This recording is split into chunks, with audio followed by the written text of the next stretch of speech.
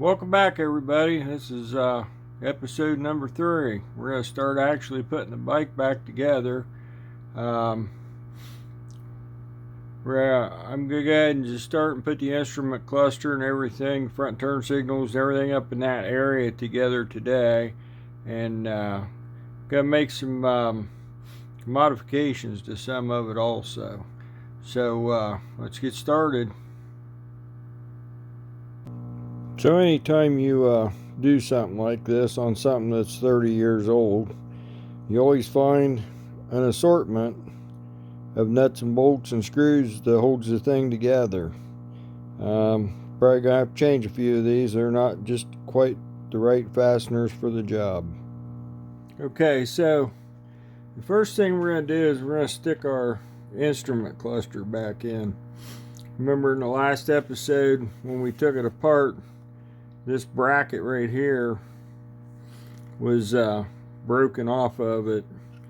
I was able to do a little bit of repair to it, a little bit of JB weld, and then use some 1/4-inch bolts to make the new studs. This is the one that we had right here, and I was able to glue it back in, use it for a reference for everything else. The bright red that you see right here on these heads of these bolts is actually fingernail polish. You use that for Loctite. You can't really put any pressure on these bolts to tighten the nut down like a lock nut or anything, so I use fingernail polish for Loctite on these. So we're going to go ahead and stick this bad boy back in. Before we do though, the one thing that I want to do is the speedometer cable, which goes on right here, if you can see it or not in the camera. The easiest way to do this is to take the speedometer cable off the front wheel and push it up through, so that when you put this on, everything will go in and line up good and you can get everything tight.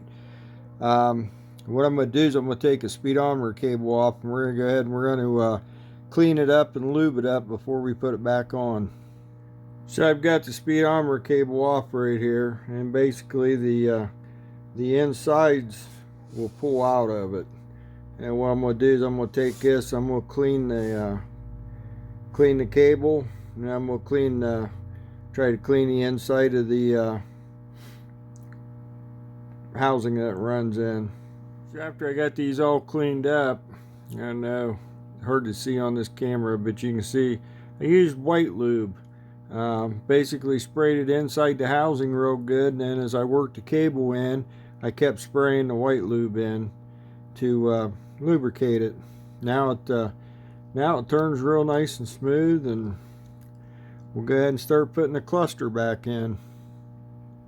So whenever you're doing this kind of work on these things, you got to look at the details. Right here, if you can see it or not, the speedometer drive is actually on the wrong side of the stub right here, the down tube of the fork. So what we need to do is we need to get this piece right here on the back side of this stub. Okay, now that has been corrected, we can move on.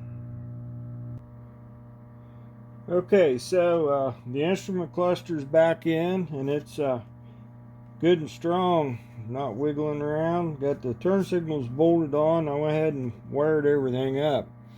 Now this set of jumper wires right here, I did something a little different up here. These, when they come out, they just had the turn signals up here, but I went ahead and I wired them so that now I've got park lights on the front when the headlight's on. And then of course the turn signals would work too.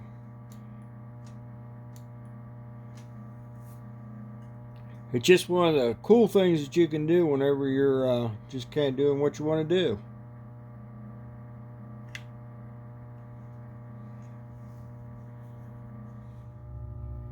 Okay, so I've taken the tap and I've chased all the mounting holes to bolt the cowl back on with the correct bolts.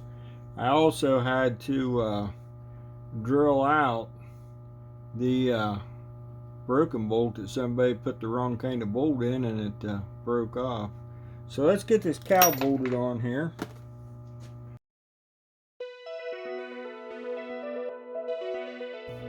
Well, that's it for today. The next episode, I think we're going to work on the handlebars and all the controls and everything. I want to get all the cables and everything lubed and get everything done there before we start on the motor. Till next time, we'll see you soon. Please subscribe, and thanks for watching.